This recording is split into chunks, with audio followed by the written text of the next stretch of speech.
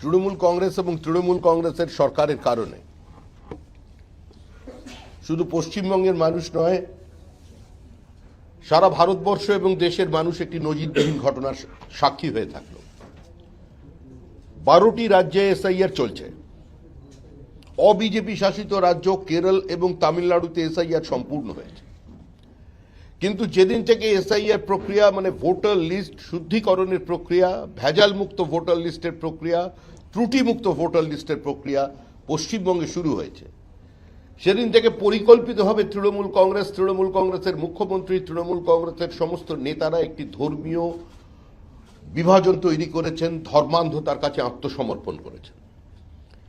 এবং গতকাল সুপ্রিম কোর্টের নির্দেশে যখন বিচারপতিরা এই অভিযানে সামিল হয়েছেন, তাদের উপরে 15 ঘন্টা ধরে যে আক্রমণ চলল তা সম্পূর্ণভাবে সংসদীয় রীতি নীতি, শিষ্টাচার, যুক্তরাষ্ট্রীয় ব্যবস্থা, ভারতীয় সাংবিধানিক মানুষের অধিকার এবং সমস্ত নির্বাচনী প্রক্রিয়াকে আজকে লঙ্ঘন করে ফেলল।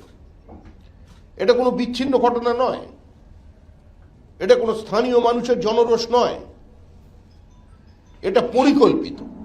উত্তরবঙ্গ থেকে দক্ষিণবঙ্গকে বিচ্ছিন্ন করে দেওয়ার জন্য আমাদের যে মেরুদণ্ডের মতো যে রাস্তাটি আছে, সেই রাস্তার উপরে বন্ধ রেখে সেখানে রান্না করে সেখানে আগুন জ্বালিয়ে আজকে এতজন বিচারককে সেখানে আটকে রাখা হলো, এবং যাদের মধ্যে মহিলারাও ছিলেন।